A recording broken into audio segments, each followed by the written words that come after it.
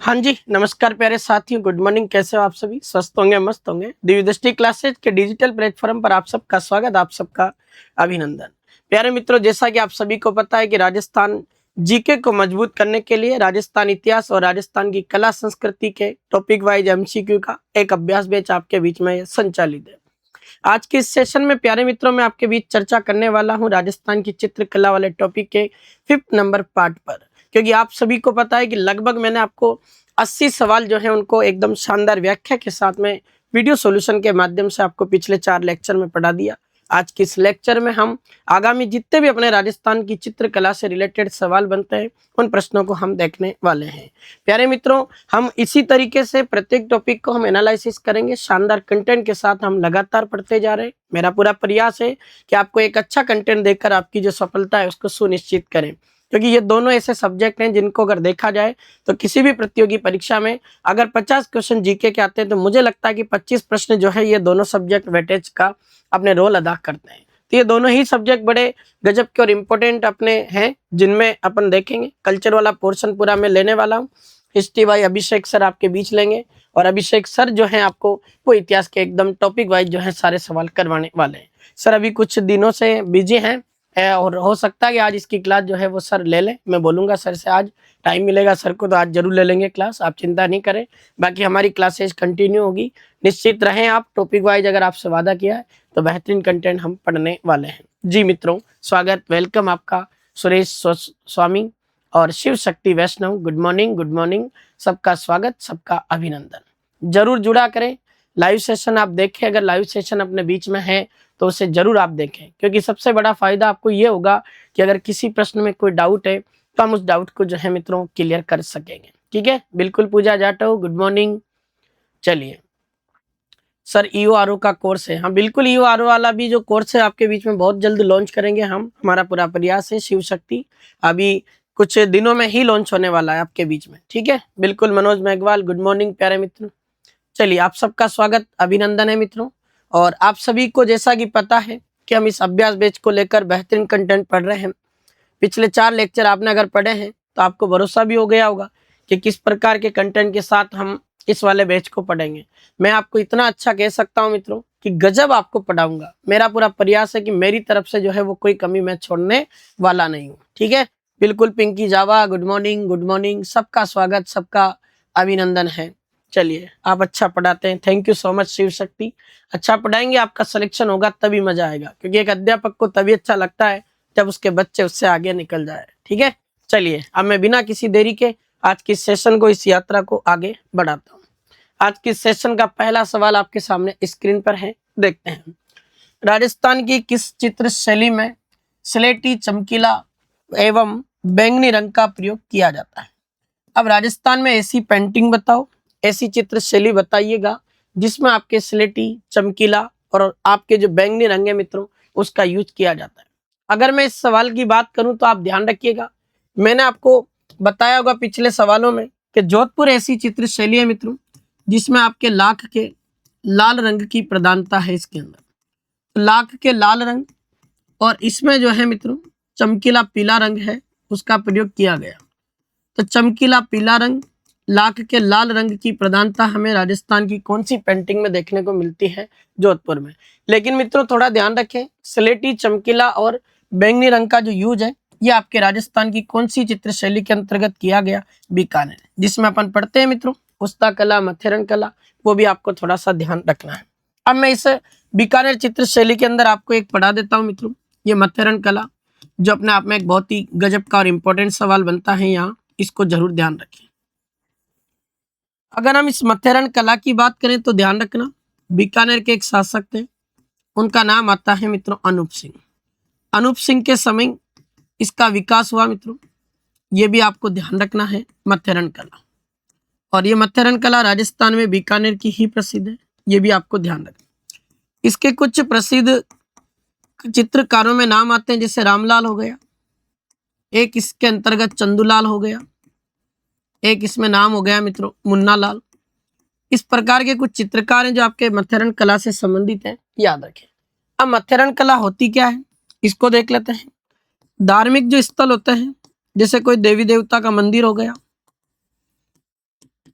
संत का कोई समाधि स्थल हो गया। धार्मिक स्थलों की दीवारों पर चित्रकारी करना। अब धार्मिक स्थल है, उनकी दीवारों पर अगर हम पेंटिंग कर रहे हैं तो इस प्रकार की पेंटिंग को हम क्या कहते हैं मित्रों? ये आपके मथेरन कला कहते हैं। ये पेंटिंग अराइस पद्धति के अंतर्गत होती है। अराइस पद्धति का अर्थ ये होता है कि गीली दीवार पर चित्रकारी की जाती है। ये आपको ध्यान रखना। इस कला के लिए अगर बात करें तो मित्रों ध्यान रखना, बीकानेर डिस्ट्रिक्ट का जैन समुदाय प्रसिद्ध है। और ये जैन समुदाय जो प्रसिद्ध है, कहते हैं इस कला में जो कलाकार काम करते हैं, ये जैन समुदाय अपने आप को महात्मा के नाम से भी संबोधित करते हैं। ये भी आपको ध्यान रखना है, ठीक है जी। ये भी बड़ा अच्छा और शानदार क्वेश्चन है, इसको भी जो है आप याद रखिएगा। तो ये मथेरन कला है और इसमें स्लेटी चमकीला बैंगनी रंग जो है ये आपके हो जाता है क्या प्रश्न? ये आपका बीकानेर इसका आंसर आएगा। अगर मैं किशनगढ़ चित्र शैली की बात करूं मित्रों, तो इसके अंतर्गत गुलाबी एवं सफेद रंग का प्रयोग ज्यादा हुआ है। तो गुलाबी व सफेद रंग का प्रयोग ज्यादा आपके किसमें हुआ? किशनगढ़। और जोधपुर में लाख के लाल रंग, चमकीला पीला रंग, स्लेटी चमकीला बैंगनी रंग आपके किसमें है? तो ये आपको ध्यान रखना है, ये आपके हो जाते हैं बीकानेर। नेक्स्ट क्वेश्चन पढ़िएगा। राजस्थान की एकमात्र ऐसी चित्र शैली जिस पर कोई बाहरी प्रभाव नहीं है, यानी ऐसी चित्र शैली जो विशुद्ध रूप से राजस्थान की ही चित्र शैली है, उस पर किसी भी बाहरी चित्र शैली का कोई इफेक्ट नजर नहीं आता है। अब वो चित्र शैली कौन सी है? अगर हम बात करें तो मैंने आपको कई बार पढ़ाया है, उस चित्र शैली का नाम आपके आ जाता है मित्रों क्या? जैसलमेर। जैसलमेर वो चित्र शैली है जो आपके विशुद्ध रूप से राजस्थानी पेंटिंग है और इस पर कोई भी बाहरी चित्र शैली का कोई इफेक्ट नजर नहीं आता। मैं बताना चाहूंगा कि जैसलमेर चित्र शैली जिसकी शुरुआत मित्रों जैसलमेर के कोई शासक थे, उनका नाम आता है हर्राज बाटी, उनके समय होती है। जैसलमेर चित्र शैली का सर्वाधिक विकास स्वर्णकाल जो है आप ध्यान रखिएगा, ये एक व्यक्ति का नाम आता है मूलराज सैकन, उसके समय आता है। इस जैसलमेर चित्र शैली में मित्रों इसका एक फेमस चित्रकार है, ये भी आपको ध्यान होना चाहिए। और इसका प्रसिद्ध चित्रकार है मित्रों, उसका नाम आता है आपके गांसी। जैसलमेर चित्र शैली का अगर देखा जाए तो प्रमुख चित्र जो है मित्रों वो इसके अंदर प्रमुख चित्र किसका है? तो इसके अंदर मूमल का चित्रण किया गया और मूमल का चित्रण जो है मित्रों वो जैसलमेर चित्र शैली में है। मूमल का चित्रण इसके अंतर्गत क्यों है भाई? आपको पता हो तो मूमल एक बेहद सुंदर राजकुमारी थी जिसका प्रेम प्रसंग हमें अमरकोट के महेंद्र के साथ नजर आता है। ये मूमल है अपने, कहते हैं जैसलमेर में एक स्थान आता है आपके लोदरवा। इस लोदरवा जैसलमेर की ये राजकुमारी हुआ करती थी। और मूमल महेंद्र के अगर चित्र पूछे मित्रों तो वो अपने मूमल महेंद्र के जोधपुर में, और केवल मूमल का चित्रण पूछे तो ये आपके कहाँ है? ये जैसलमेर में। ये भी आपको मित्रों पता होना चाहिए। इस जैसलमेर की एक चित्र शैली की विशेषता और है, ये आपके राजस्थान में विशुद्ध राजस्थानी चित्र शैली। विशुद्ध राजस्थानी चित्र शैली का मतलब है कि इस चित्र शैली पर किसी भी बाहरी चित्र शैली का कोई इफेक्ट नहीं। और एक प्रश्न और बनता, राजस्थान में जैसलमेर एकमात्र ऐसी चित्र शैली है जिस पर आपके मुगल प्रभाव बिल्कुल भी नजर नहीं आता। ये भी आपको ध्यान रखना। ये आपका प्रश्न का उत्तर क्या होगा मित्रों? जैसलमेर। और किस स्कूल में आती है? मारवाड़ में आती है। ये भी आपको ध्यान रखना है। नेक्स्ट क्वेश्चन, राजस्थान की किस चित्र शैली में प्राकृतिक रंगों का प्रयोग और सफेदा वृक्ष जो है उसका चित्रण किया गया? कितनी अच्छी विशेषता पूछी। राजस्थान में एक ऐसी पेंटिंग है जिसमें आपके प्राकृतिक रंगों का प्रयोग है और सफेदा वृक्ष जो है मित्रों उसका चित्रण हमें मिलता है। वेरी इंपॉर्टेंट है मित्रों और एग्जाम की दृष्टि से गजब का सवाल। एकमात्र ऐसी चित्र शैली जिसमें नेचुरल कलर का प्रयोग हुआ है और सफेदा वृक्ष एक यूकेलिप्टिस एक नाम पेड़ होता है, उस पेड़ का इसमें जो है चित्रण किया गया, उसका नाम क्या है? तो आप ध्यान रखें, प्राकृतिक रंगों का प्रयोग और आपके मित्रों सफेदा वृक्ष का चित्रण कौन सी चित्र शैली में? आमेर। और मैंने आपको पूरा पढ़ाया, आमेर चित्र शैली मान सिंह फर्स्ट के समय प्रारंभ हुई। मिर्जा राजा जय सिंह का शासनकाल स्वर्ण काल है। आमेर राजस्थान में सर्वप्रथम मुगल प्रभाव वाली चित्र शैली है, डुंडार स्कूल में आती है। ये तमाम क्वेश्चन आपको ध्यान रखना। आमेर चित्र शैली में मान सिंह के समय अपने 48 चित्रकारों ने 169 चित्र बनाए महाभारत के फारसी अनुवाद रज्जबनामा के।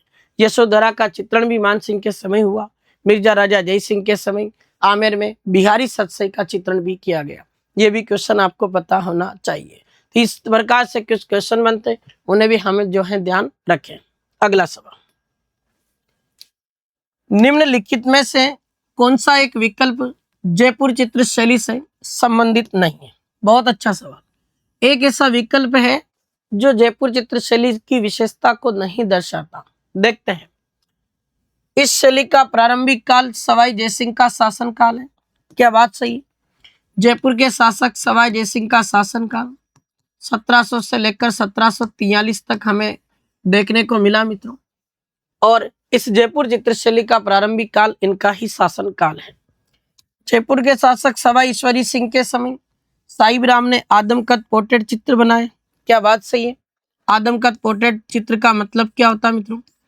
मनुष्य की जो ऊंचाई होती है, उस मनुष्य की ऊंचाई के बराबर जो चित्र होता है, उस प्रकार के चित्र को हम कहते हैं आदमकद पोर्ट्रेट चित्र। और ये साहिब राम ने बनाया। मिर्जा राजा जयसिंह के समय बिहारी सतसई का जो चित्रण है ये किया गया। देखो मित्रों, ये गलत है। बिहारी सतसई का चित्रण मिर्जा राजा जयसिंह के समय तो किया गया, लेकिन जयपुर चित्र शैली में नहीं। इसका उत्तर होगा मित्रों आमेर चित्र शैली। तो ये वाला पॉइंट यहाँ गलत हो गया। बाकी आपका पहला और दूसरा सही है। तीसरा पढ़ते हैं। गोपाल, उदय, हुक्मा, जीवन, कुशाल, चिमना आदि फेमस चित्रकारों का संबंध ये आपके जयपुर चित्र शैली से बिल्कुल सही है। तो पहला, दूसरा और ये चौथा सही है। सी ऑप्शन इसमें गलत है, इसलिए इसका आंसर आपका होगा मित्रों क्या? C option. बहुत गजब का प्रश्न आपका ये पूरा हुआ। नेक्स्ट, बूंदी चित्र शैली के संदर्भ में कौन कौन से विकल्प सही है? मैंने आपको पूरा बकायदा जब सॉल्यूशन करवाया है तब उसमें बताया पिछले इसमें कि बूंदी चित्र शैली जिसकी शुरुआत आपके किसके समय होती है, तो उस शासक का नाम आता है मित्रों आपके सुरजन सिंह हाड़ा का। सुरजन सिंह हाड़ा के समय ये चित्र शैली की शुरुआत होती है। लेकिन इस चित्र शैली का स्वर्णकाल अगर आपसे पूछा जाए तो बूंदी के एक शासक थे मित्रों, उनका नाम आता है महाराव उम्मेद सिंह। उम्मेद सिंह का शासनकाल बूंदी चित्र शैली का स्वर्णकाल माना जाता है। और जंगली स्वर का शिकार का करते हुए चित्र बना हुआ चित्रशाला संग्रहालय तारागढ़ दुर्ग अजमेर में। अब देखते हैं, मैंने बताया था कि बूंदी चित्र शैली में सर्वाधिक पशु पक्षियों का चित्रण है, इसलिए इसको पशु पक्षियों की पेंटिंग कहते हैं। पहला पॉइंट सही है। चित्रशाला संग्रहालय ये उम्मेद सिंह ने बनवाई और इसको भित्ति चित्रों का स्वर्ग कहते हैं बिल्कुल। और इसी में उम्मेद सिंह का जंगली स्वर के साथ शिकार करते हुए चित्रण किया गया। ये भी क्वेश्चन आपको जो है मित्रों ध्यान रखना है। और देखें, रानियों को शिकार करते हुए चित्रित किया गया, तो मित्रों ये विशेषता बूंदी की नहीं है। शिकार वाले दृश्य आपके कोटा में है, तो कोटा वो चित्र शैली है जिसके अंतर्गत रानियों को शिकार करते हुए दिखाया गया। ये आपको ध्यान रखना। बूंदी चित्र शैली विशुद्ध राजस्थानी विचारधारा की चित्रकला का प्रमुख केंद्र है। बहुत अच्छा सवाल। देखो मित्रों, सवाल पूछने के तरीके, उसके बाद विशुद्ध राजस्थानी विचारधारा पूछ रहा है, ना कि उसने पूछा कि विशुद्ध राजस्थानी चित्रकला बताओ। विचारधारा आए तब इसका आंसर बूंदी होगा। ये वाला पॉइंट सही। और अगर ऐसा पूछे कि विशुद्ध राजस्थानी चित्रकला, तब आपके इस प्रश्न का उत्तर होगा जैसलमेर। तो विशुद्ध राजस्थानी चित्रकला ये आपसे पूछा जाए तो आप ध्यान रखना, इस प्रकार के प्रश्न का उत्तर हमें देना पड़ेगा फिर जैसलमेर। और विशुद्ध राजस्थानी विचारधारा का पहला या आरंभिक या प्रारंभिक केंद्र पूछे वो बूंदी है, ये सही है। 1, 2, 4 ये इस प्रश्न के उत्तर सही है। और तीसरा ऑप्शन गलत है, क्योंकि रानियों को शिकार करते हुए बूंदी में नहीं कोटा में चित्रित किया गया। ये आपका ऑप्शन है, ठीक है। ये आपको ध्यान रखना है। चित्रकला की और कितने पार्ट आएंगे, ये लास्ट पार्ट है, इसमें पूरा कवर करेंगे विकास। मेरा पूरा प्रयास है पूरा चैप्टर पढ़ा दूं तुम्हें इसमें, ठीक है। चलो, निम्नलिखित में से कौन सा एक विकल्प है जो आपको इसके अंतर्गत गलत नजर आ रहा है? अब देखो, गलत विकल्प को आपको ढूंढना है। पढ़ते हैं पहले चारों विकल्प, फिर देखेंगे।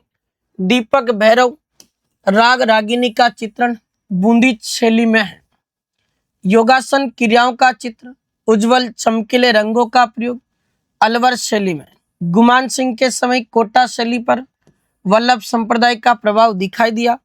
तारागढ़ दुर्ग में निर्मित रंग महल भित्ति चित्रों के लिए प्रसिद्ध है। क्या गजब का सवाल पूछा है। देखो चारों ही बहुत गजब के इंपॉर्टेंट पॉइंट्स हैं। दीपक भैरव राग रागिनी का चित्रण बूंदी शैली में है। और मैं आपको बता देता हूं मित्रों, ये चित्रण हुआ था रतन सिंह हाड़ा के समय। रतन सिंह हाड़ा के समय ये चित्र बना था मित्रों। एक दीपक और भैरव नाम के प्रेमी और प्रेमिका हैं, उनका चित्रण उसके अंदर है बूंदी में। बिल्कुल सही है। और रतन सिंह हाड़ा की चित्रकला में रुचि थी, तभी तो जहांगीर ने इसको सर बुलंद राय की उपाधि दी थी। योगासन क्रियाओं का चित्र उज्जवल चमकीले पीलों का रंग, ये आपके अलवर शैली में। बिल्कुल बात सही है, ये दोनों पॉइंट करेक्ट है मित्रों। अब सी ऑप्शन पढ़े आप। गुमान सिंह के समय कोटा शैली पर वल्लभ संप्रदाय का प्रभाव दिखा दिया, ये गलत है। गलत है मतलब इस प्रश्न का उत्तर भी यही होगा सी, क्योंकि हमें गलत पूछा है। अब देखो भाई, कोटा शैली पर वल्लभ संप्रदाय का जो प्रभाव है मित्रों, ये कोटा के शासक भीम सिंह के समय आया, क्योंकि भीम सिंह के समय अपने भगवान श्री कृष्ण से रिलेटेड चित्र बने। और भीम सिंह कोटा का वो शासक है भाई जिसने कोटा का नाम तक बदल दिया था भगवान श्री कृष्ण के सम्मान में। उनके पिता श्री जो नंद जी थे, उनके नाम पर नंदग्राम रखा था। तो ये वाला पॉइंट गलत है। अरे तुम्हें मैंने पढ़ाया है, इस गुमान सिंह के समय तो 1768 में अपने रागमाला का चित्रण किया गया कोटा में। और ये रागमाला का जो चित्रण है, ये कोटा चित्र शैली में 1768 में कौन कर रहा है मित्रों? तो उस चित्रकार का नाम है डालचंद। कई जगह डालचंद को डालूराम भी लिख दिया जाता है, तो इसको भी आप फोकस करें और अच्छे से याद रखें। तारागढ़ दुर्ग, ये अपने बूंदी वाले की बात कर रहा है, क्योंकि एक तारागढ़ दुर्ग आपके अजमेर में भी स्थित है। बूंदी के तारागढ़ दुर्ग में एक रंग महल है, जो आपको पता है किसने बनवाया था? बूंदी के शासक थे छत्रसाल या शत्रुसाल, उसने बनवाया। और ये बूंदी के तारागढ़ दुर्ग में स्थित जो रंग महल है, ये भित्ति चित्रों के लिए प्रसिद्ध है। बिल्कुल। जबकि मेरे लाल, सवाल को थोड़ा सा डिस्टर्ब करने के लिए ऐसा भी बना सकता है, ये इतिहास का सवाल है। अगर आपके सवाल आ जाए कि राजस्थान में रंग महल सभ्यता कहाँ स्थित है, तो हनुमानगढ़ में है। और कौन सी नदी के किनारे इसका डेवलपमेंट हुआ? गग्गर नदी। आपको पढ़ाएंगे अभिषेक सर उसमें हिस्ट्री वाले पोर्शन में, तो वहां पूरा पढ़ने को मिलेगा ये सभ्यता। ठीक है, तो ये आपका प्रश्न जो है, इसका उत्तर आपका होगा सी ऑप्शन। ये गलत है, बाकी इसमें 3 विकल्प एकदम करेक्ट है। चलिए मित्रों, अगले प्रश्न की ओर रुख करते हैं। राजस्थानी चित्रकला विश्व के लोगों के लिए एक मार्गदर्शक का कार्य करती है। यहाँ के चित्रों में यथार्थवादी मानवता का चित्रण हुआ है। यह चित्रकला भविष्य की पीढ़ियों के लिए एक अमूल्य खजाना है। यह कथन किसने कहा? एक व्यक्ति जो राजस्थानी चित्रकला की प्रशंसा करता है और बंदा कह रहा है कि राजस्थानी चित्रकला तो विश्व के लोगों के लिए ना एक मार्गदर्शक है। और ये राजस्थानी चित्रकला राजस्थान की चित्रकला नहीं, ये तो पूरे विश्व का एक अमूल्य खजाना है। ऐसा स्टेटमेंट कौन दे रहा है? तो ध्यान रखना भाई, राजस्थान इतिहास के जनक है कौन? Colonel James Tod. उस बंदे ने राजस्थान की चित्रकला की प्रशंसा में ये लाइन कही है। जबकि आपको पता है विलियम लॉरेंस नाम का एक व्यक्ति है जो कहता है कि राजस्थानी चित्रकला विशुद्ध रूप से भारतीय चित्रकला है। वो भी आपको पता होना चाहिए और ध्यान रख लेना। इसका भी लिख देता हूं मैं, विलियम लॉरेंस का याद रखना। इसने कहा था कि राजस्थानी चित्रकला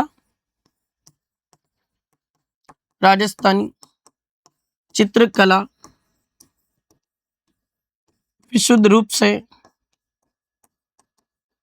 भारतीय चित्रकला है। ये विलियम लॉरेंस का स्टेटमेंट है मित्रों। और आनंद कुमार स्वामी ने तो राजस्थानी चित्रकला का सर्वप्रथम वैज्ञानिक विभाजन किया। 1916 में राजपूत पेंटिंग पुस्तक लिखी, जिसमें राजस्थानी चित्रकला को राजपूत चित्रकला नाम दिया। W.H. ब्राउन की बुक का नाम है इंडियन पेंटिंग।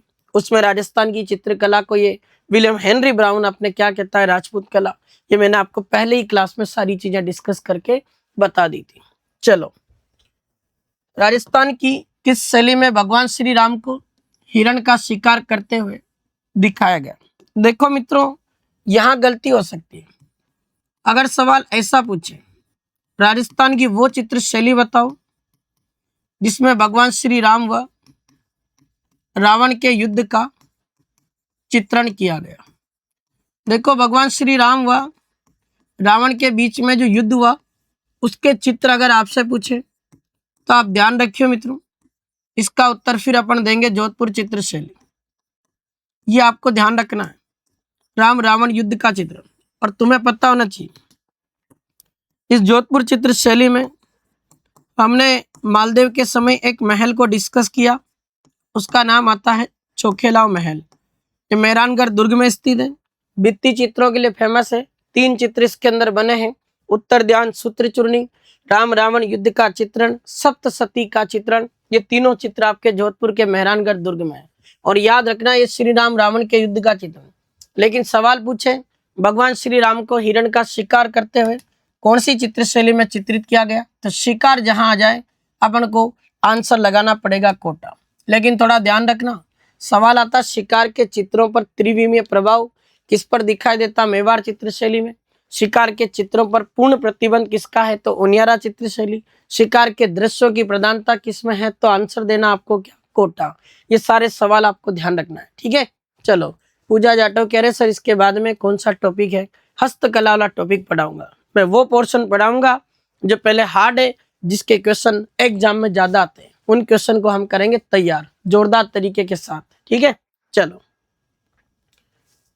अब अगला प्रश्न है मित्रों, राजस्थानी चित्रकला के संदर्भ में सही विकल्प का चयन करें। देखो आप पढ़ो एक बार, राजस्थानी चित्रकला का स्वर्णकाल 17 से 19वीं शताब्दी को माना जाता है। अब मैंने आपको बताया कि मित्रों राजस्थानी जो चित्रकला है इसकी शुरुआत आपके वास्तव में देखा जाए तो 15वीं शताब्दी से मानी जाती है। और राजस्थानी चित्रकला की शुरुआत 15वीं शताब्दी में आपके मेवाड़ से मानी गई। मेवाड़ को राजस्थान की चित्रकला का उद्गम स्थल कहते हैं हम, जबकि इसका स्वर्णकाल, इसका सर्वाधिक विकास 17 से लेकर 19वीं शताब्दी में हुआ। ये वाला पॉइंट एकदम 100% सही है। लोक जीवन का सानिध्य और भाव प्रवणता की प्रधानता का चित्रण इसके अंदर मिलता है। बिल्कुल, लोगों से रिलेटेड खूब सारे चित्र बने राजस्थान की चित्रकला में। मेवाड़ चित्र शैली अजंता शैली से प्रभावित है, बिल्कुल सही बात है। मेवाड़ जो चित्र शैली है इस पर अजंता शैली से रिलेटेड कुछ चित्र बने, ये भी आपको ध्यान होना चाहिए। राजकीय संग्रहालय जो आपके उदयपुर है मित्रों, इसमें गीत गोविंद के आधार पर 224 जो लघु चित्र हैं वो मिले। अब थोड़ा ध्यान रख लेना भाई, ये गीत गोविंद पर आधारित जो चित्र है मित्रों, इसको अपने साहिबदीन नाम का जो चित्रकार है उसने भी चित्रित किया। ये वही साहिबदीन है जिसने आपके उदयपुर चित्र शैली के अंदर अपने रागमाला का चित्रण किया था जगत सिंह फर्स्ट के संरक्षण में 1628 में। वो भी आपको जो है मित्रों ध्यान रखना है। तो ये चारों पॉइंट सही है। तो ऐसी स्थिति में इस प्रश्न का जो आपका उत्तर होगा वो आपका हो जाता है मित्रों उपयुक्त सभी सही। तो डी ऑप्शन इसका आंसर है। अगला पढ़ो, राजस्थान की कौन सी ऐसी चित्र शैली जो उदयपुर और ब्रज शैली का समन्वित रूप है। ऐसी चित्र शैली जिस पर उदयपुर शैली और अपने ब्रज शैली का प्रभाव दिखाई देता। ब्रज शैली जहां शब्द आ जाए ना वहां कुल मिलाकर आपको पता होना चाहिए कि भगवान श्री कृष्ण से संबंधित चित्र की बात हो रही है। तो भगवान श्री कृष्ण से संबंधित है आपके ब्रज शैली, ये आपको देखना है। क्या किशनगढ़ शैली है, क्या चावंड चित्र शैली है, क्या नाथद्वारा शैली है, क्या आपके मारवाड़ शैली है। देखो मित्रों, अगर मैं किशनगढ़ शैली की बात करूं तो सीधा सा अर्थ है ये तो मारवाड़ स्कूल में आती है। जब मारवाड़ स्कूल में आती है तो क्या इसके अंतर्गत अपने उदयपुर चित्र शैली का इसमें प्रभाव है क्या, नहीं। चावंड चित्र शैली है तो इसका अगर बात करें तो ये मेवाड़ में। अब तुम्हें बता चावंड में तो 2 ही चित्र हैं, एक तो डोला मारू का चित्रण जो निसारदीन ने प्रताप के समय बनाया और एक निसारदीन 1605 में रागमाला का चित्रण कर रहा। तो ये भी इसका उत्तर नहीं होगा। नाथद्वारा चित्र शैली आपके मेवाड़ में आती है। मेवाड़ के महाराणा जो है मित्रों राज सिंह, उनके समय ये शुरू हुई थी। और आपको पता नाथद्वारा में श्रीनाथ जी का मंदिर है जो भगवान श्री कृष्ण के बाल रूप है। जब मेवाड़ स्कूल में आती है श्री कृष्ण जी के मंदिर या श्रीनाथ जी के मंदिर में चित्रण है जिसमें उनको गोपियों के साथ बताया, जिसमें उनको माखन चुराते हुए बताया गया, जिसमें उनको बांसुरी बजाते हुए दिखाया गया, जिसमें उनको केले के वृक्ष के साथ में मोर पक्षी के साथ में चित्रित किया गया। ये सारी विशेषताएं आपके किसकी है, नाथद्वारा चित्र शैली। तो नाथद्वारा चित्र शैली वो है मित्रों जो आपके उदयपुर और एक आपके ब्रज शैली दोनों का समन्वित रूप मानी जाती। तो यहाँ इस प्रश्न का उत्तर आपका क्या होगा, सी ऑप्शन होगा। बहुत ही तगड़ा और शानदार प्रश्न है, याद रखना। और कमला इलायची 2 महिला चित्रकार है, वो भी किसकी है, नाथद्वारा शैली। और पिछवाई पेंटिंग आपको मैं खूब बता चुका हूँ, ध्यान रख लेना। भगवान श्री कृष्ण की बाल लीलाओं को किसी सूती कपड़े पर जो चित्रित किया जाता है उसे आपके पिछवाई पेंटिंग कहते हैं। ये सवाल अक्सर परीक्षा में आता है मित्रों, जो हम कई बार पढ़ते हैं, इंपॉर्टेंट क्वेश्चन है, याद रखना। नेक्स्ट, निम्नलिखित में से कौन सी एक विशेषता नाथ द्वारा शैली से संबंधित नहीं है?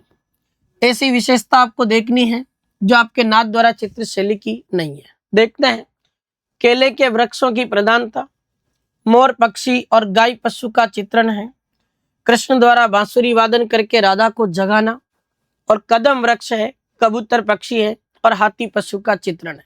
अब देखो मित्रों, नाथ द्वारा चित्र शैली में केले के वृक्ष के चित्र हैं, मोर पक्षी का और गाय पशु के चित्र हैं, श्री कृष्ण बांसुरी बजा रहे हैं और अपने राधा को उठा रहे या राधा को जगा रहे।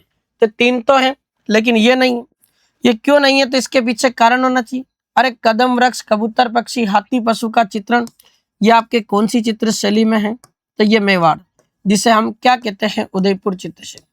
तो मेवाड़ या उदयपुर जो चित्र शैली है मित्रों, इसकी अगर बात करें तो इसमें आप ध्यान रख लेना, ये आपको ध्यान रखना, हाथी पशु, कबूतर पक्षी है और कदम वृक्ष जो है उसकी प्रधानता हमें दिखाई देती है। बहुत ही शानदार और गजब का सवाल है, ठीक है। हाँ, आप पहले थ्योरी पढ़ो, फिर उसके बाद में आप एक क्वेश्चन करो। मैं बता रहा हूँ, नेक्स्ट टॉपिक आपका हस्तकला वाला है, जो आपके अभ्यास बैच में उसको मैं सोल्व करवाऊंगा।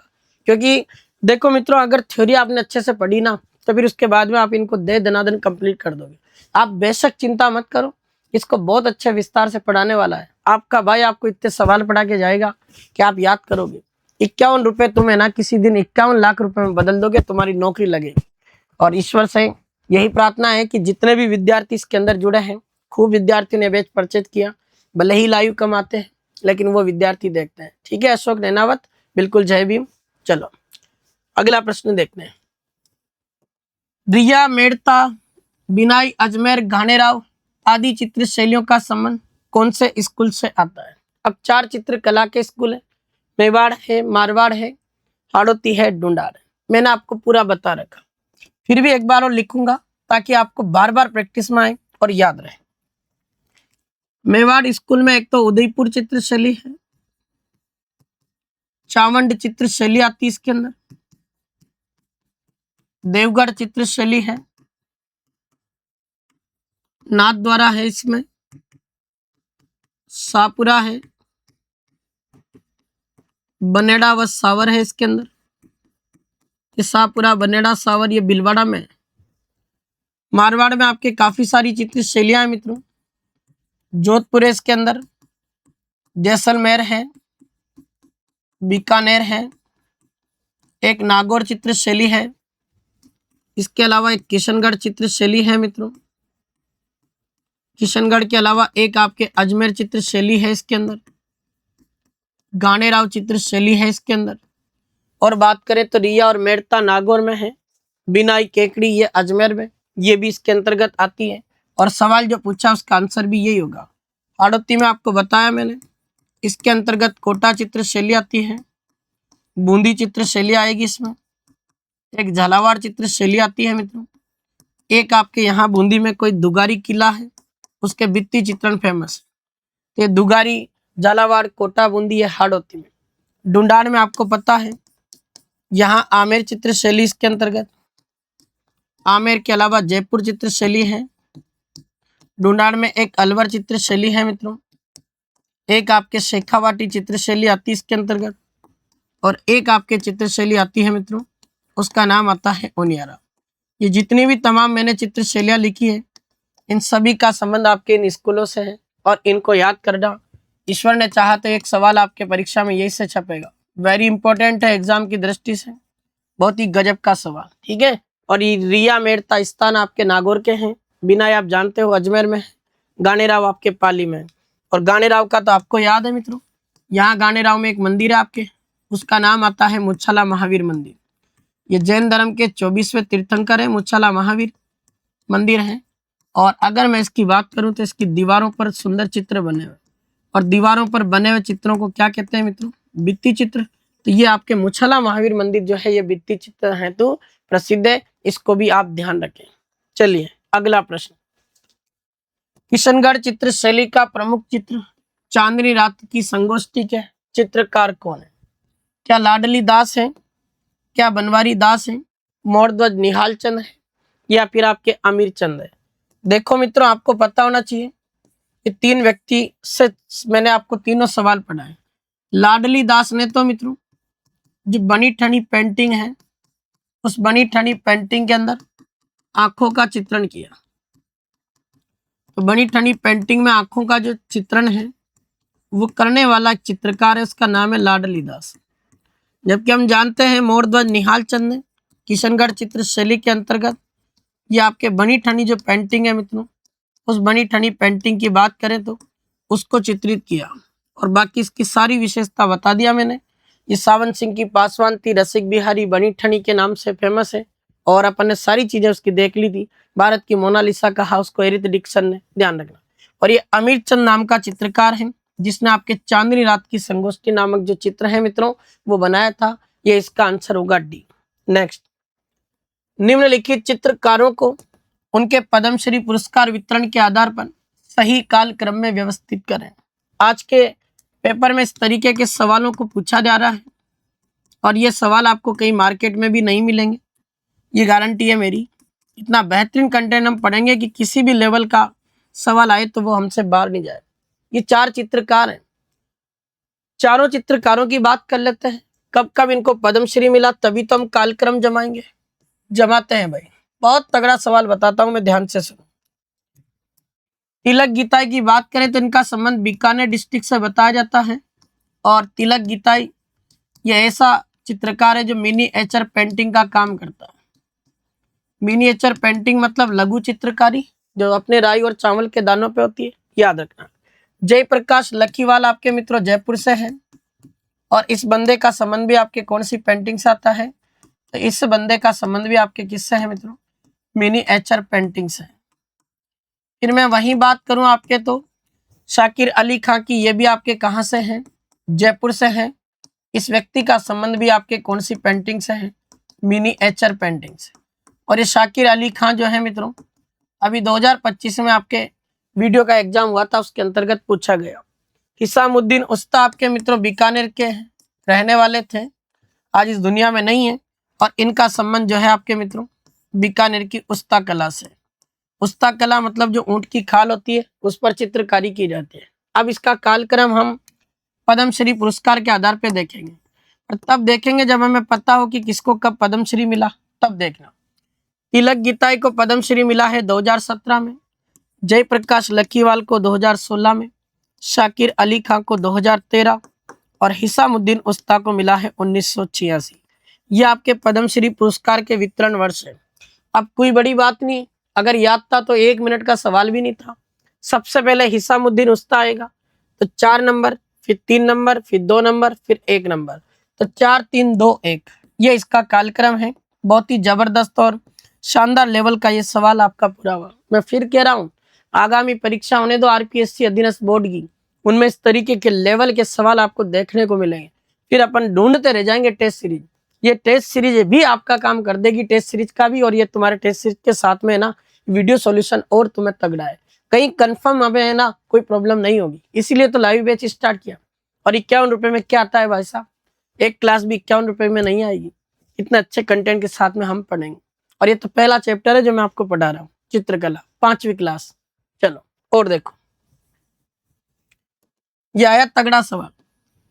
मेवाड़ चित्र शैली के निम्नलिखित चित्रों को उनके निर्माण वर्ष के आधार पर काल क्रम में व्यवस्थित करें। लो जी भाई साहब, अगर काल क्रम में तुम्हें सवाल आता है तो तुम्हारे लिए बहुत फायदेमंद है, नहीं आता है तो ऐसी स्थिति में काल बनेगा और जो काल बन गया वो निपटा के छोड़ेगा, एग्जाम पास नहीं होगा। एग्जाम पास करना है तो फिर ऐसे सवाल भी याद रखने पड़ेंगे।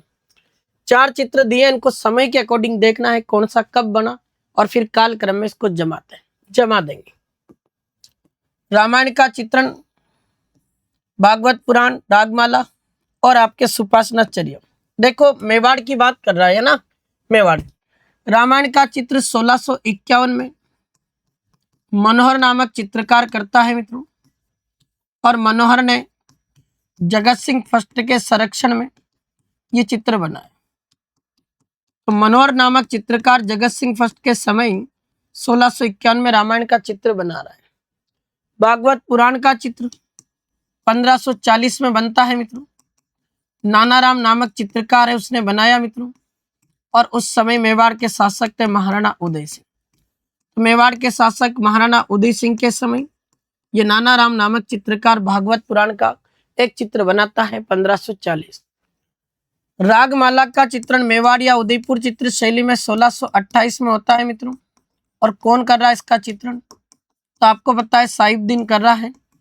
किसके संरक्षण में? तो ये आपको पता, मेवाड़ का शासक है जगत सिंह फर्स्ट।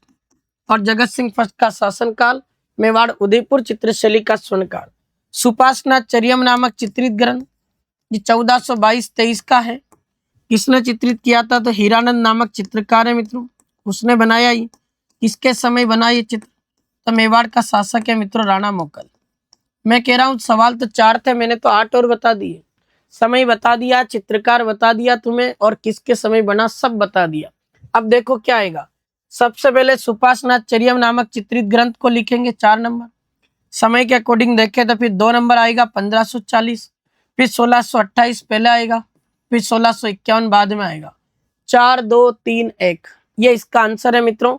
तो 4 2 3 1 आपके बी नंबर ऑप्शन में है। इसका उत्तर ए नहीं बी होगा।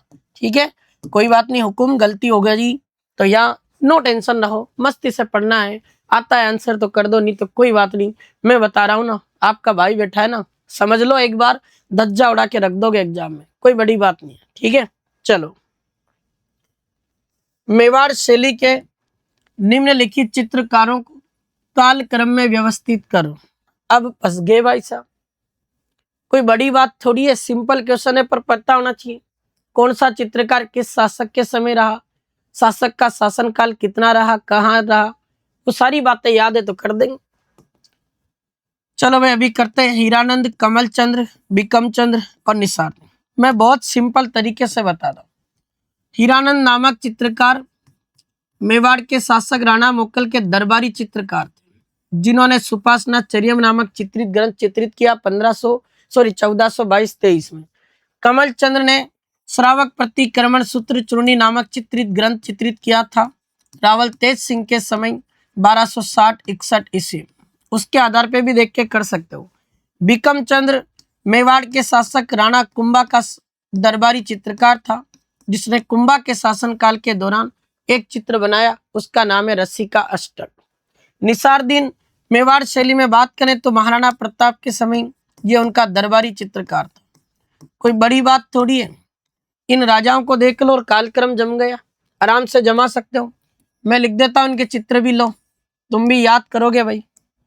देखो हीरानंद ने तो आपके चित्र बनाया मेवाड़ में, सुपासना चरियम चित्रित ग्रंथ, जितनी बार लिखेंगे उतनी बार याद रहेगी ये चीज।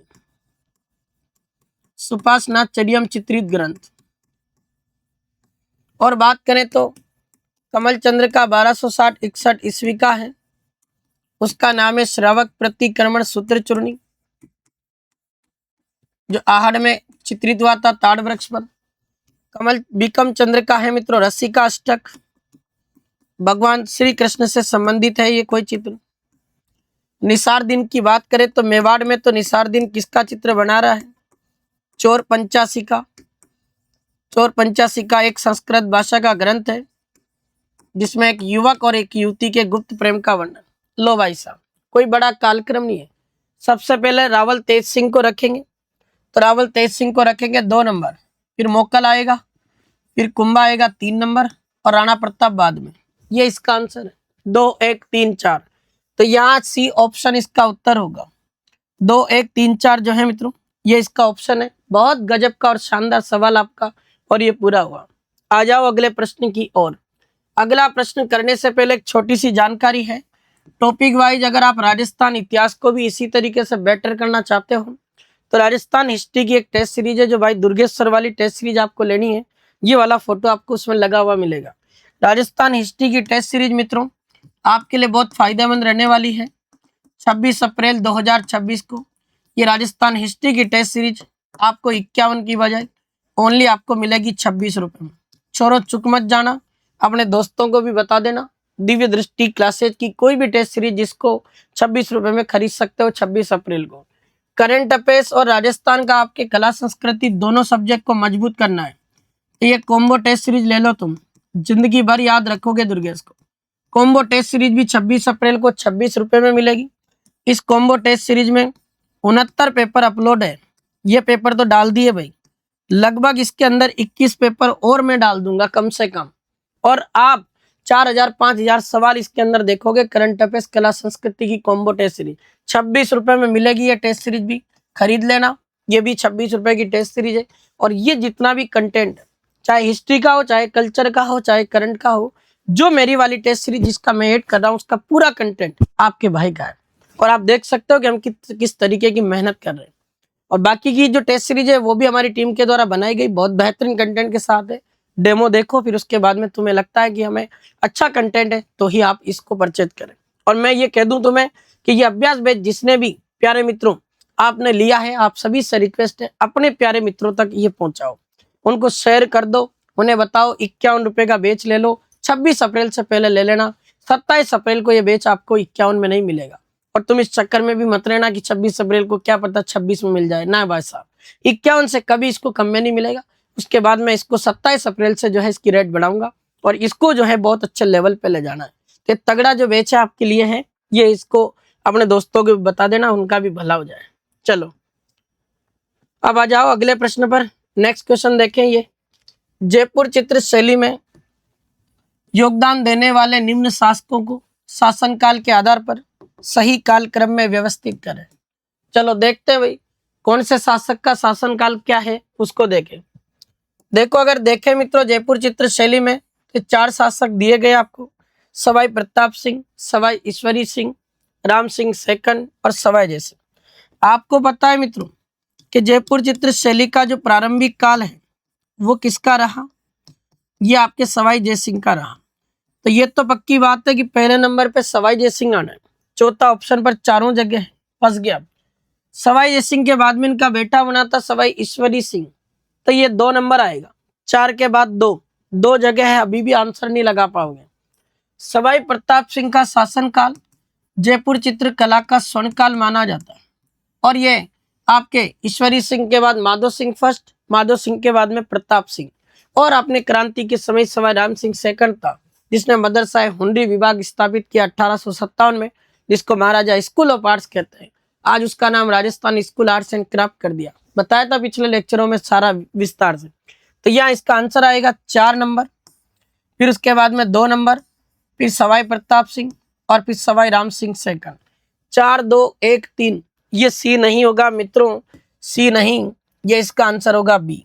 यही तो खेल है, मैं क्या कह रहा हूं आपसे, जिंदगी बदलेगा तुम्हारी ये बैच, किस्मत खोल देगा तुम्हारी ये बैच। मैं कह रहा हूं तुम्हारे आने 2 सवालों को कुछ नहीं होगा। सारे सवाल इतने डिफिकल्ट हैं इसके अंदर, इतने नॉर्मल भी सवाल अपन रखे हैं, तीनों लेवल के बनाए, लोवेस्ट, हाईएस्ट और मिडिल क्लास, तीनों तरह के सवाल इसमें हैं। नेक्स्ट, जूनिया के चांद खां द्वारा बनाया गया बाबूजी का चित्र 1698 ईस्वी में किस शैली का प्रमुख चित्र है। अब राजस्थान में बाबूजी के सर्वाधिक चित्र आपके अजमेर चित्र शैली में है मित्रों, जिसको ठिकानों की शैली कहते हैं, जो मालदेव के समय प्रारंभ हुई थी। साहिबा उसना नामक महिला चित्रकारों का संबंध अजमेर से, और उसी में जूनिया नाम का गांव पड़ता केकड़ी के पास अजमेर में, वहां का चित्रकार है चांद खां, उसने 1698 में बाबूजी का चित्र बनाया था, ये याद रखना अजमेर में। नेक्स्ट, राजस्थान की इस किस शैली के अंदर ठाकुर इंद्र सिंह का वृद्धावस्था में चित्रण मिलता है। लो भाई साहब, ठाकुर साहब थे एक अपने इंद्र सिंह, उनके बुढ़ापे का चित्र बना हुआ, ऐसी राजस्थान की कौन सी चित्र शैली।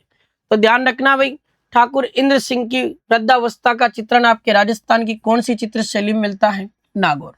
पंख लगी नारियों के चित्र, जल कुंड में स्नान करती महिलाओं के चित्र, पारदर्शी वेशभूषा, पर्शियन गाउन के चित्र, फीके बुझे हुए रंगों का प्रयोग, सामूहिक बातें करते युवकों का चित्र, ये आपके सारी विशेषता किसकी है। नागौर। और यहाँ आपके ठाकुर इंद्र सिंह का वृद्धावस्था का चित्रण ये आपके मिलता है किसमें, नागौर। नेक्स्ट, राजस्थान के किस चित्र शैली की प्रमुख विशेषता है कि उस पर लकड़ी के जो किवाड़ हैं उस पर भित्ति चित्रण मिलते हैं। लो, लड़की नहीं है भाई साहब, मरवा देगा, ये लकड़ी है, लकड़ी।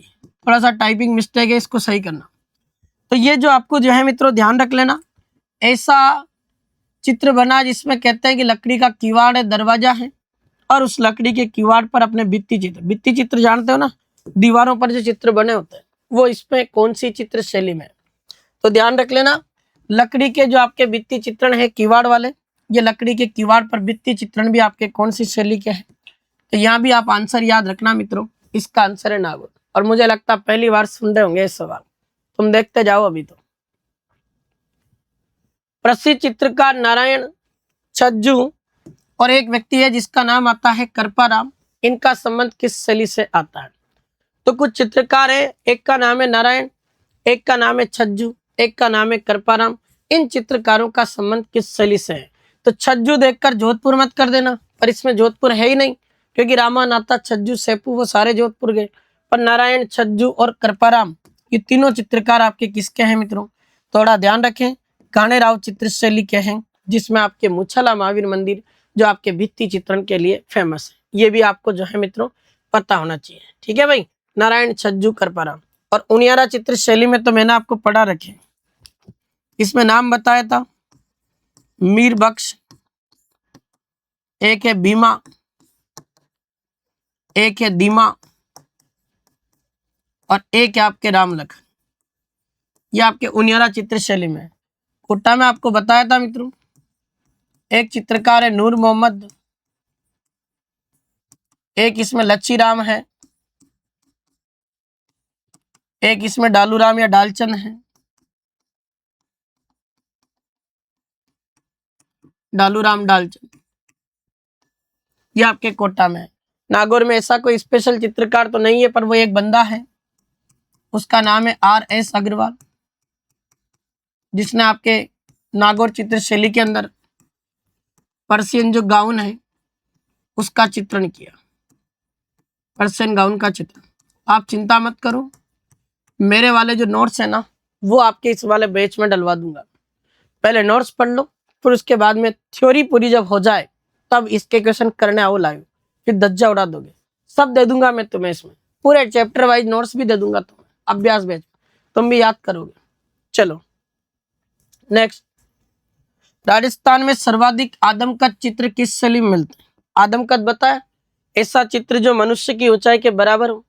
और राजस्थान में सबसे पहले सवाईश्वरी सिंह के दरबारी चित्रकार साहिब राम ने आदमकद पोर्ट्रेट चित्र बनाए। ये आपके कौन सी शैली के हैं? जयपुर। तो ये सिंपल सा क्वेश्चन। नेक्स्ट, अलवर के किस शासक के समय जयपुर से शिव कुमार व डालू राम नामक चित्रकार जो है वो दरबार में आए? अब तुम्हें पता कि अलवर के संस्थापक प्रताप सिंह नरूका हैं, और प्रताप सिंह नरूका के समय अलवर चित्र शैली प्रारंभ हुई। अलवर जो चित्र शैली है उसमें अलवर में अगर देखा जाए तो कछवा राजवंश की नरूका शाखा का शासन काल रहा। तो कहते हैं कि प्रताप सिंह ने जाकर अलवर को बसाया था। तो प्रताप सिंह के साथ में जयपुर से दो चित्रकार गए थे, एक का नाम है शिव कुमार और एक का नाम है डालू राम। अब डालू राम देखकर तुम ऐसा मत कर देना कि ये कोटा है, डालू राम नाम के व्यक्ति और भी हो सकते हैं, ऐसा कुछ थोड़ी है। ये आप ध्यान रखना, प्रताप सिंह नरूका के समय आए थे, ठीक है। ये इसका आंसर होगा नरेंद्र, ए होगा भाई, ध्यान रखना। और देखो, उनियारा चित्र शैली में भगवान श्री राम, लक्ष्मण जी और माँ सीता, हनुमान जी का चित्रण किस चित्रकार ने किया? RPSC ने इसको असिस्टेंट प्रोफेसर में पूछा है मित्रों, याद रखना। ये मीर बख्श नाम का चित्रकार है, इसके द्वारा अपने उनियारा चित्र शैली में भगवान श्री राम, लक्ष्मण जी, सीता और हनुमान जी का चित्रण किया गया। और पिछले लेक्चर में हो सकता है गलती से मैंने वो धीमा या भीमा बता दिया होगा उसमें, तो उसको थोड़ा सा सही कर लेना। इसका जो चित्रकार है आपके कौन है? मीर बख्श। और उनियारा चित्र शैली सरदार सिंह के समय प्रारंभ हुई, संग्राम सिंह सेकंड का शासनकाल उसका स्वर्ण काल है, और शिकार के चित्रों पर पूर्ण प्रतिबंध है। जयपुर बूंदी चित्र शैली का मिश्रण है कौन? उनियारा। सारे क्वेश्चन करवा दिए। नेक्स्ट, बलदेव, डालू राम, शालिग्राम आदि चित्रकारों का संबंध किस शासक से रहा? अब मैंने पढ़ाया तुम्हें, गुलाम अली, बलदेव, ऐसे पढ़े अपन ने, शालिग्राम, बक्साराम, जमुना दास, पढ़े ऐसे चित्रकार किसके? अलवर। अब देखो तुम, बलदेव, डालूराम, शालिग्राम आदि चित्रकारों का संबंध आपके एक व्यक्ति से आता है, और उनका नाम आता है मित्रों आपके बख्तावर सिंह। जबकि अभी मैंने पढ़ाया था प्रताप सिंह नरूका के दरबार में चित्रकार थे दो, उनमें से एक का नाम था शिव कुमार और एक बंदे का नाम था डालू राम। अब ये डालू राम इसका भी दरबारी रहा, तो इसमें डालू राम देखकर इसमें यूं मत कर देना प्रताप सिंह नरूका, क्योंकि प्रताप सिंह के बाद में बख्तावर सिंह, और इसी बख्तावर सिंह के समय अलवर चित्रकला की मौलिक शुरुआत हुई थी, ये भी ध्यान रखना। ठीक है, नेक्स्ट क्वेश्चन, राजस्थान की किस चित्र शैली में बल खाती बालों की लट का एक और अंकन प्रमुख विशेषता रहा? अब क्या है कि यहाँ गलत हो सकता है, अगर आपने ढंग से नहीं पढ़ा और ऐसा पढ़ लिया, गालों पर लटकती बालों की लटाएं, बहुत अंतर है इन दोनों में। गालों पर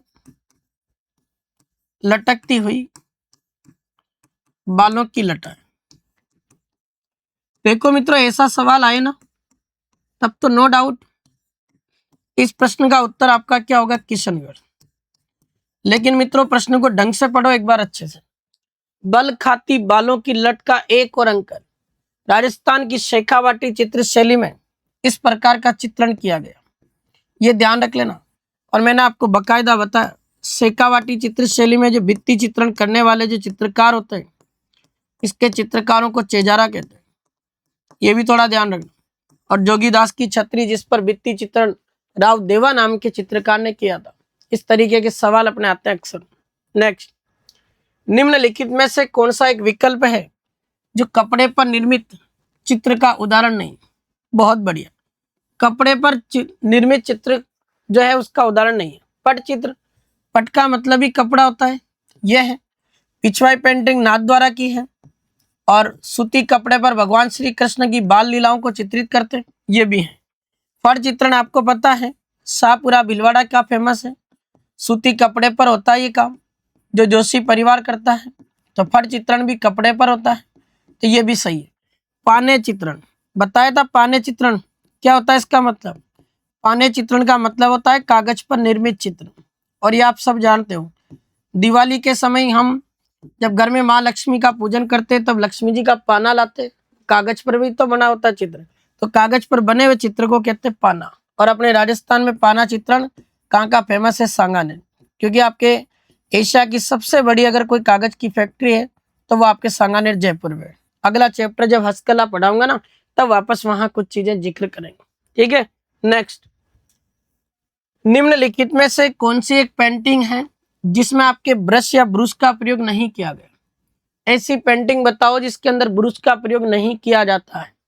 काजली, बनी ठनी पेंटिंग, फड़ चित्रण और पिछवाई चित्रण। बहुत सिंपल क्वेश्चन है, और मुझे लगता है कि राजस्थान में 80% ऐसे लोग होंगे जो इस सवाल को गलत कर जाते हैं।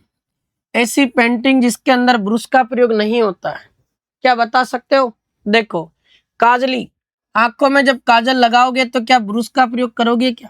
आंख इतनी बड़ी थोड़ी है जो ब्रूश की आवश्यकता होगी। ब्रूश लगाओगे तो क्या पता आंख आपकी खराब हो जाए। तो काजली ऐसी पेंटिंग है जिसमें ब्रूश का प्रयोग नहीं होता। बाकी बनी ठनी पेंटिंग बहुत बड़ी चित्र है। बनी ठनी पेंटिंग का आकार भी बताया था एक दिन तुम्हें, 48.8 सेंटीमीटर लंबी है ये पेंटिंग, 36.6 सेंटीमीटर इसकी चौड़ाई है। तो लंबाई और चौड़ाई देखो तुम। इस पेंटिंग को बनाया गया तो इसमें कलर बनने के लिए ब्रश का प्रयोग हुआ है। फड़ चित्रण में तो कोई बहुत बड़ी फड़ बनती है तो ब्रश का प्रयोग करते, पिछवाई चित्रण में भी करते, काजली में नहीं करते। राजस्थान की किस शैली में भक्ति को, कला को और प्रेम को समन्वित रूप में दिखाया गया? बताया इस सवाल। ऐसी चित्र शैली जिसमें श्री कृष्ण और राधा को चित्रित किया, उसके अंदर इतनी बेहतरीन कलाकारी की और जगह नहीं मिलेगी ऐसी। और प्रेम, सावंत सिंह और नागरी दास, जिसका प्रेम रसिक बिहारी बनी ठनी के साथ रहा। तो भक्ति, कला और प्रेम का जो समन्वय है, ये आपके राजस्थान में कौन सी पेंटिंग के अंतर्गत मिलता है? हमें किशनगढ़। सारे सवाल आपको करवा दिए। नेक्स्ट, राजस्थान के किस चित्रकला स्कूल में चमकीले पीले रंग और लाख के लाल रंग जैसी प्रधानता हमें दिखाई देती? अभी आज ही पढ़ाया मैंने, पहले क्वेश्चन से शुरू हुई थी। चमकीला पीला रंग, लाख के लाल रंग जैसी प्रधानता हमें मारवाड़ स्कूल यानी अपने जोधपुर चित्र शैली में आती है।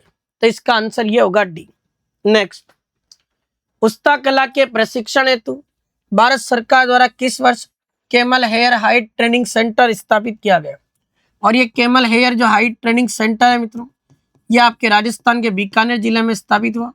इसकी स्थापना हुई थी 1975। यहाँ उस्ता कला की ट्रेनिंग दी जाती है। तो यह इस प्रश्न का जो उत्तर होगा मित्रों वो आपका होता है ए ऑप्शन 1975, बीकानेर में है ये आपके camel hair height training centre. Next, Pushpadatt, Murli, Hukumchand और मुन्नालाल आदि चित्रकारों का संबंध कौन सी शैली से रहा है? पुष्पदत्त, मुरली है, एक हुकुमचंद है और एक मुन्नालाल है। देखो मित्रों, इन चित्रकारों का संबंध अगर बात करें तो ये आपके कौन सी चित्र शैली से आता है? आमेर। तो पुष्पदत्त, मुरली, हुकुमचंद, मुन्नालाल ये चित्रकार आपके आते हैं आमेर में। नेक्स्ट, गोपाल, उदय, हुक्मा, जीवन आदि चित्रकारों का संबंध कौन सी शैली से रहा? ये क्वेश्चन आया हुआ और अभी मैंने स्टेटमेंट बेस्ड क्वेश्चन करवाया था, उसमें भी आपको करवाया है। ये गोपाल, उदय, हुक्मा ये जो आपके जीवन है आदि चित्रकार किसमें है? तो ये आपको पता है जयपुर चित्र शैली के हैं। राजस्थान की किस चित्र शैली पर जयपुर है, यूरोपियन है और मुगल प्रभाव का दृष्टिगोचर होता है? ऐसी चित्र शैली जिसमें 3 प्रकार का प्रभाव है। जयपुर का है, यूरोपियन प्रभाव है, मुगल प्रभाव। मुझे बताओ जैसलमेर, तो इसका आंसर होगा एकमात्र चित्र शैली जिसको कोई भी बाहरी चित्र शैली प्रभावित नहीं करती। जोधपुर चित्र शैली में आपको पता है जयपुर का क्या लेना देना? ये ढूंढाड़ स्कूल में आती है क्या? नहीं भाई। ठीक है भाई साहब, बीकानेर भी आपके मारवाड़ में आती। 3 ऑप्शन सीधे सीधे कट गए, बचा एक ही ऑप्शन अलवर। तो अलवर चित्र शैली जो है इसको याद रख लेना। अलवर वाले क्या करते हैं? जिम करते हैं गुरु, जिम करते हैं। हाँ भाई, जिम करते हैं। कैसे करते हैं गुरु? ले मैं बता दूं तेरे को, इस तरीके से जिम करते हो। ये 3 तरह का प्रभाव। जे का मतलब जयपुर होगा, आई का मतलब यहाँ ईसाई होगा, ईसाई मतलब कौन? अंग्रेज, अंग्रेज मतलब कौन? यूरोपियन। ठीक है, और एम मतलब ये मुगल। ये याद हो गया और मैंने तुम्हें पढ़ाया बकायदा। बीकानेर चित्र शैली में तो मुगल, पंजाबी और दक्कन शैली का प्रभाव। तो मुगल, पंजाबी जो दक्कन शैली है उसका प्रभाव बीकानेर पे है और मुगल, जयपुर, यूरोपियन प्रभाव आपके किस में है? तो ये अलवर में। नेक्स्ट, राजस्थान की किस शैली के चित्रकारों को चेजारा कहते हैं? अभी मैंने आपको बताया था शेखावाटी क्षेत्र में जो आपके भित्ति चित्रण किया जाता है, जो दीवारों पर चित्रकारी की जाती है हवेलियों पर आराइश पद्धति से, उस भित्ति चित्रण का जो कार्य करने वाले जो लोग होते हैं उन कारीगरों को, उन चित्रकारों को कहते हैं मित्रों चेजारा। याद रख लेना भाई, बड़ा अच्छा क्वेश्चन है। और इसी शेखावाटी क्षेत्र में ये आपके एक छतरी भी बता देता हूँ, जोगीदास की छतरी है, जिसकी लोकेशन की अगर बात करूँ तो ये छतरी आपके उदयपुर वाटी में है और उदयपुर वाटी स्थान आपके पड़ता है झुंझुनू में। जो कहते हैं कि इस छतरी पर अपने चित्रकारी का जो काम किया है वो किसने किया? तो यहाँ पर जो जोगीदास की छतरी है इसमें चित्रकारी का काम एक चित्रकार ने किया है, उस बंदे का नाम आता राव देवा। याद रखना छोड़ो, तगड़ा क्वेश्चन है। और इसी शेखावाटी चित्रशैली में मैंने बता दिया इसकी मुख्य विशेषता है लोक जीवन की झांकी। लोगों से रिलेटेड इस पर खूब सारे चित्र बने, चाहे रेलगाड़ी हो, चाहे मोटर गाड़ी हो, चाहे बैलगाड़ी हो, चाहे गोगाजी हो, चाहे अपने महिला पुरुष के चित्र हो, वो सब आपके किस्में हैं। याद रखना, डूंगर जी, जवाहर जी सबके चित्र शेखावाटी में। चलिए मित्रों, ये आपका आज का ये सेशन अब प्रारंभ हुआ था और अब समाप्त हुआ। एक बार ईमानदारी से बताओ, तुमने चित्रकला के लगभग जितने भी क्वेश्चन तुमने किए हैं, मैंने काफी सवाल तुम्हें करवा दिए और अगर तुम इतने सवाल कर जाओगे तो तुम्हें क्या लगता है कि अपन नहीं कर पाएंगे? कर देंगे। और ये मैं बता दूं, अभ्यास बैच ओनली आपके 51 रुपए का है। जिसको भी लेना है भाई वो दिव्य दृष्टि क्लासेज वाला एप्लीकेशन डाउनलोड कर लो, स्पेशल सब्जेक्ट में जाकर इसको परचेज कर लेना और तुम अपने भाइयों को जरूर बता देना भाई जो एप्लीकेशन में अभी पढ़ रहे हैं, है ना। और ये आपके बीच में 51 रुपए का बैच जो आपको बहुत कुछ देगा। हिस्ट्री कल्चर आपको इसी तरीके के पैटर्न पे मिलेगा। पहला चैप्टर फिनिश किया है। और जी हाँ साथियों, 26 अप्रैल वाला जो मौका है मत छोड़ देना। ये आपके कॉम्बो टेस्ट सीरीज, इसके अंदर 69 पेपर अपलोड है। आप टेस्ट देख खूब कल्चर के, करंट के। और Rajasthan history by Durgeshwar test series, जिसके अंदर 14-15 टेस्ट पड़े हैं, सभ्यता का, अभिलेख का, जनपद, वो वाले, वो भी 26 में मिलेगी। ये 2 जानकारी के साथ में आज के इस सेशन को विराम दूंगा। एक बार कमेंट करके बता दो आज का सेशन कैसा लगा और अगर जबरदस्त और शानदार ये क्लास लगी है तो क्या आपको लगता है कि आगे वाले सेशन हम देखेंगे तो हमारा कंटेंट बेहतरीन होगा, अच्छा कंटेंट पढ़ेंगे। तो मैं फिर कह रहा हूँ, कुछ लोगों को क्या है कि कुछ लोगों ने भ्रमित कर रखा है। यूट्यूब पे दुनिया पढ़ती है पर मुझे लगता है कि यार आप ऐसे क्वेश्चन देखोगे तो कौन भला पढ़ा रहा है, दे लेके वही प्रीवियस ईयर क्वेश्चन है जो हमें बार बार वही पढ़ाए जा रहे हैं। अरे कुछ लेवल के सवाल पढ़े, प्रीवियस ईयर क्वेश्चन भी इसी में करें, ठीक है ना, तब मजा होगा। हिस्ट्री की क्लास कब तक आएगी, आज बात करता हूँ मैं शिव शक्ति, फिर आपको बताऊंगा, है ना। थैंक यू सो मच, आप सभी का बहुत बहुत धन्यवाद। आज के सेशन में आप सभी जुड़े, और क्लास को मैं ये कहूंगा लाइक और शेयर जरूर करके जाए, ठीक है मित्रों। थैंक यू सो मच, धन्यवाद, राम राम, खमा गए।